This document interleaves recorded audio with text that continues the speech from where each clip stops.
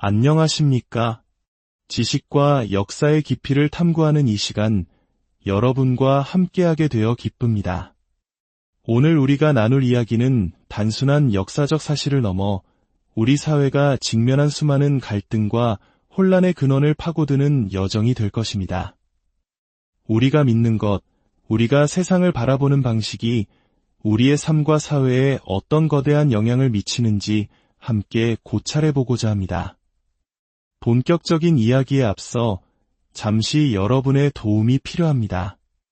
만약 이 이야기가 여러분의 마음에 울림을 준다면 좋아요와 공유를 통해 이 메시지가 더 많은 이들에게 닿을 수 있도록 도와주시길 바랍니다. 하나님의 은혜를 나누는 귀한 통로가 될 것입니다. 이 영상을 보시는 모든 분들의 가정에 주님의 평강이 가득하기를 기도합니다. 몇 년 전 제가 외계인의 존재를 믿지 않는다는 내용의 글을 쓴 적이 있습니다. 성경은 하나님께서 지구를 창조하시고 이곳에 생명을 두셨다고 명확히 말씀합니다.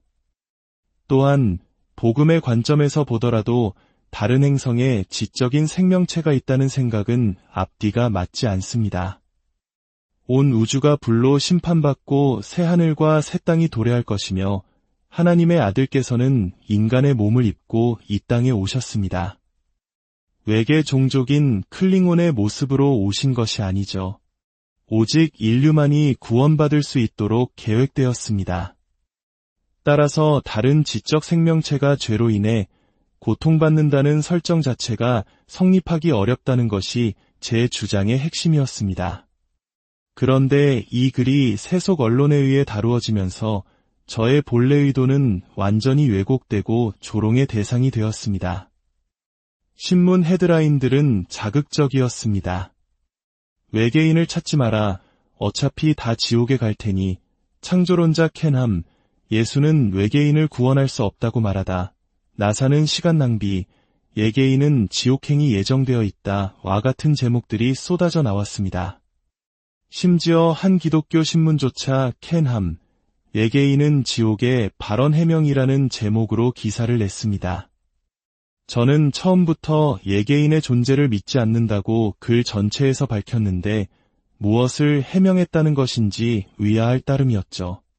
이런 일은 끊임없이 일어납니다. 최근에 저희가 한 행사 때문에 공격받았던 기사 제목은 이렇습니다. 창조과학박물관, 극단주의 목사와 함께 낙태 반대 행사 개최. 여기서 극단주의자라고 지칭된 토니 퍼킨스 목사님은 백인 우월주의자라는 낙인까지 찍혔습니다.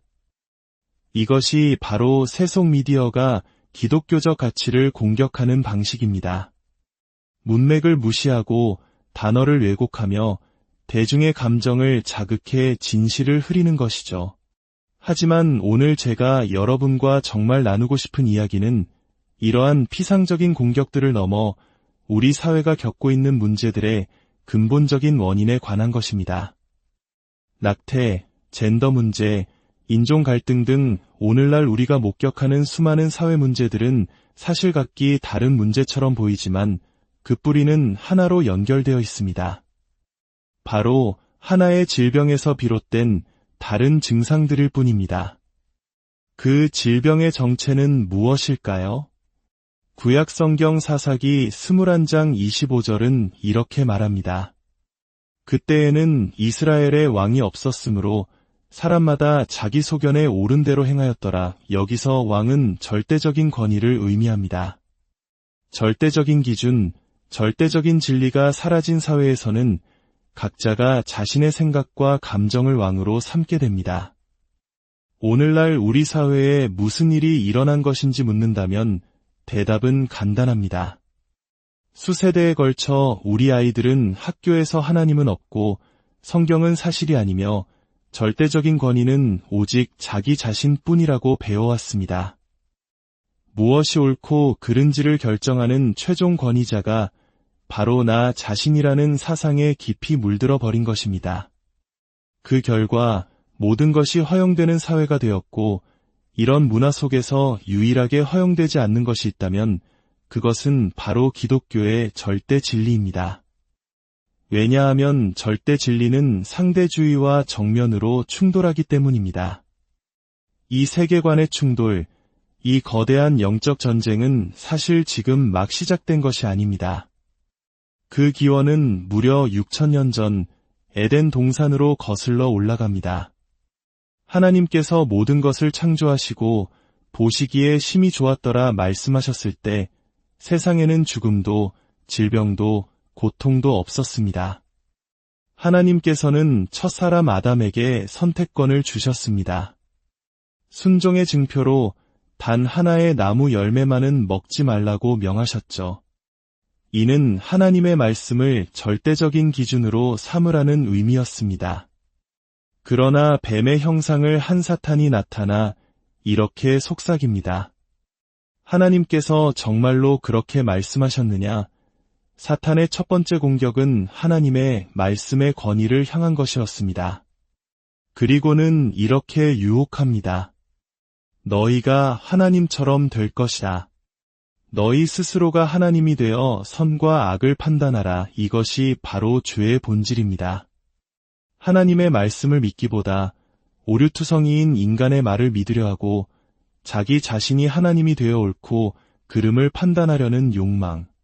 이것이 아담 안에서 우리 모두가 물려받은 죄성입니다. 오늘날 낙태 문제가 이토록 감정적인 쟁점이 되는 이유 중 하나도 바로 여기에 있습니다.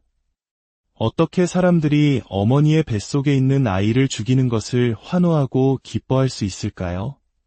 그것은 내 몸은 내 것, 누구도 나에게 무엇을 하라고 명령할 수 없어. 무엇이 옳고 그른지는 내가 결정해라고 외치는 자기 자신이 하나님이 되고자 하는 죄성의 발현인 것입니다. 결국 이 세상에는 근본적으로 두 개의 종교, 두 개의 세계관만이 존재합니다. 바로 하나님의 말씀을 기초로 한 세계관과 인간의 말을 기초로 한 세계관입니다. 이 두 개의 기초는 전혀 다른 세상을 만들어냅니다. 우리가 하나님의 말씀, 특히 창세기에서부터 시작할 때 우리는 올바른 생각의 틀을 갖게 됩니다. 세상을 바라보는 성경적 안경을 쓰는 것과 같습니다. 이 안경을 통해 보면 세상은 원래 완벽했지만 죄 때문에 죽음이 들어왔다는 것을 이해하게 됩니다. 노아의 홍수 때문에 전 세계에서 화석이 발견된다는 사실을 바벨탑 사건 때문에 언어가 나뉘었지만 우리는 모두 아담과 하와로부터 온 한 인류라는 사실을 깨닫게 됩니다. 모든 것을 성경이라는 렌즈를 통해 해석하게 되는 것이죠. 반대로 인간의 말을 기초로 하면 하나님은 없고 모든 것은 수백만 년에 걸친 자연적인 과정과 진화의 산물이라고 믿게 됩니다. 죽음과 고통은 원래부터 있었던 자연스러운 현상이며 인간은 유인원과 같은 동물에서 진화했다고 생각합니다.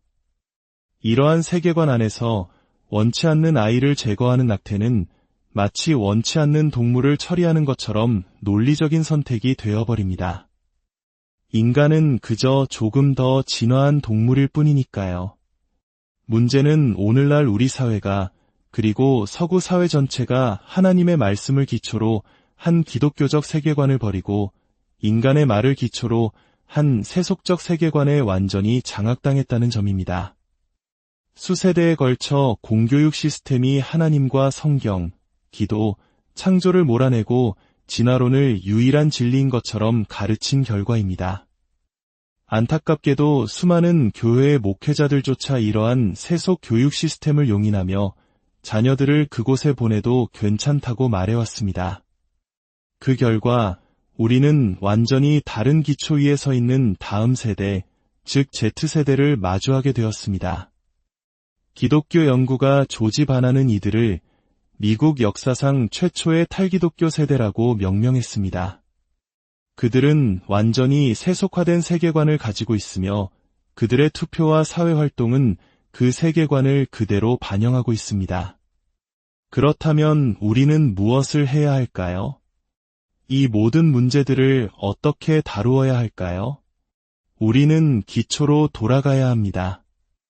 시편 11편 3절은 터가 무너지면 의인이 무엇을 할까라고 묻습니다. 건물의 기초가 무너지면 건물 전체가 붕괴하는 것처럼 우리의 신앙과 세계관의 기초가 흔들리면 모든 것이 무너집니다.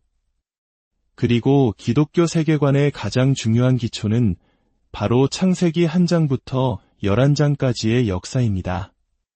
이 부분은 단순히 오래된 이야기가 아니라 성경 전체, 모든 교리, 그리고 우리의 세계관을 떠받치는 반석입니다. 그러나 오늘날 너무나 많은 기독교 지도자들과 신학교들이 이 기초를 포기했습니다. 진화론이나 수백만 년의 지구연대를 성경과 타협시키려고 시도하며 창세기를 문자 그대로의 역사로 믿지 않습니다. 창세기 1장부터 11장을 믿지 않으면서 교회 안에서 낙태 문제를 제대로 다루기를 기대할 수는 없습니다. 그것은 모든 것의 시작점이기 때문입니다. 사탄은 이 사실을 너무나 잘 알고 있습니다. 기독교 세계관을 무너뜨리는 가장 효과적인 방법은 바로 그 기초인 창세기를 공격하는 것임을 말입니다. 따라서 우리는 다음 세대가 창세기 1장부터 11장이라는 올바른 기초 위에 굳건히 서도록 도와야 합니다. 그들이 자신이 무엇을 믿는지, 왜 믿는지 명확히 알고 기독교 신앙을 변호할 수 있는 답변들로 무장하도록 해야 합니다. 진정한 싸움이 어디에서 벌어지고 있는지 깨닫게 해야 합니다. 그럴 때만이 우리는 비로소 우리 사회가 겪고 있는 수많은 문제들에 대한 근본적인 해답을 제시할 수 있습니다. 창세기에는 결혼의 기원, 남과 여의 기원, 죄와 죽음의 기원, 일주일의 기원 등 모든 교리의 씨앗이 담겨 있습니다. 당신이 젠더 문제, 결혼 문제, 인종 문제, 그리고 오늘 우리가 다루는 낙태 문제 등 어떤 이슈를 다루든 반드시 창세기 1장부터 11장에서 시작해야 합니다. 낙태의 문제를 예로 들어보겠습니다. 어떻게 접근해야 할까요? 창세기 1장 27절에서 시작해야 합니다. 하나님이 자기 형상 곧 하나님의 형상대로 사람을 창조하시되 남자와 여자를 창조하시고, 이 구절이 낙태 문제와 무슨 상관이 있냐고요? 모든 것과 관련이 있습니다. 어떤 동물도 하나님의 형상대로 창조되지 않았습니다. 하나님께서는 동물을 창조하실 때 땅은 생물을 그 종류대로 내라고 말씀하셨습니다. 그러나 사람을 만드실 때는 우리의 형상을 따라 우리의 모양대로 우리가 사람을 만들자고 말씀하셨습니다. 인간은 동물과 근본적으로 다릅니다. 우리는 특별하며 하나님의 형상을 지닌 존귀한 존재입니다. 과학적으로도 수정이 되는 순간 아버지의 DNA와 어머니의 DNA가 결합하여 완전히 새롭고 고유한 한 인간의 모든 유전 정보가 완성됩니다. 그 이후 태아의 몸이 자라나는 과정에서 새로운 정보가 더해지는 것은 없습니다. 이는 무엇을 의미할까요? 우리는 수정되는 그 순간부터 이미 완전한 인간이며 하나님의 형상을 지닌 존재라는 뜻입니다. 따라서 낙태는 수정되는 순간부터 명백히 한 인간을 살해하는 행위입니다. 시편 139편은 이 진리를 아름답게 증거합니다. 주께서 내 내장을 지으시며 나의 모태에서 나를 만드셨나이다. 내가 주께 감사하옴은 나를 지으심이 심히 기묘하심이라. 하나님께서는 우리의 형체가 갖추어지기 이전부터, 아직 형태없는 물질이었을 때부터 우리를 보셨고 우리를 아셨습니다. 세상은 여성의 몸에 대한 자기 결정권을 이야기합니다. 하지만 수정된 태아는 과학적으로나 성경적으로나 여성의 몸의 일부가 아닙니다. 만약 태아가 남자아이라면 그 아이는 엄마에게는 없는 Y형 색채를 가지고 있습니다. 어떻게 그것이 엄마 몸의 일부일 수 있겠습니까? 오히려 임신한 여성의 몸은 태아를 외부 조직으로 인식하고 거부하려 하지만 하나님께서는 자궁 안에 놀라운 거부 반응 방지 시스템을 만들어 두셔서 아이가 안전하게 자랄 수 있도록 하셨습니다. 정말 놀랍지 않습니까? 이야기를 마무리하며 최근에 저희에게 온 한 통의 이메일을 나누고 싶습니다. 한 어머니가 보내주신 이야기입니다. 안녕하세요. 제 딸의 이야기를 나누고 싶어 글을 씁니다. 저희 가족은 작년 10월 창조과학박물관을 방문했습니다. 당시 14살이었던 제 딸은 두렵고 놀랍게 지으셨네 전시관에서 깊은 감동을 받았습니다. 전시관 끝벽에는 선천성 심장 기형을 가지고 태어났지만 부모님이 생명을 선택했던 한 소녀의 말이 적혀 있었습니다. 저는 결함이 아닙니다. 그 문구를 보고 제 딸과 저는 눈물을 흘리며 나왔습니다. 제 딸 역시 3가지의 심각한 선천성 심장 기형을 가지고 태어났기 때문입니다. 저희는 늘 하나님께서 이 일을 그분의 영광을 위해 사용해 주시기를 기도해 왔습니다. 전시관을 나온 후 딸은 저에게 생명운동에 더 적극적으로 참여하고 싶다고 말했고 그것을 새해 결심으로 삼았습니다. 그리고 바로 어제 딸은 미네소타 주의회에서 끔찍한 낙태 법안에 반대하는 연설을 하도록 요청받았습니다. 비록 법안은 통과될 것으로 보이지만 저희는 딸의 간증이 사람들의 마음을 부드럽게 하기를 기도하고 있습니다. 여러분의 전시관에 진심으로 감사드립니다. 이 어머니가 보내주신 사진 속에는 태어났을 때의 작고 연약한 아기의 모습이 있었습니다. 그리고 지금 14살이 된 애비라는 이름의 그 소녀가 미네소타 주의회 위원회 앞에서 했던 짧은 연설을 여러분께 들려드리고자 합니다. 14살 소녀의 목소리에 담긴 생명의 무게를 함께 느껴보시길 바랍니다. 안녕하십니까? 의장님 그리고 위원님들. 제 이름은 애비 휴이시고 제 자신을 대표하여 이 자리에 섰습니다. 저는 14살입니다. 저는 3가지의 심각한 선천성 심장 기형을 안고 태어났습니다. 태어난 지 5시간 만에 응급수술을 받아야 했습니다. 의사 선생님들은 부모님께 제가 수술해서 살아남을 확률이 40%에 불과하다고 말씀하셨습니다. 이것이 수술 직후 제 모습입니다. 의사들은 제가 회복하는데 한두 달이 걸릴 것이라고 예상했지만 저는 심장 중환자실에 단 12일만 있었습니다.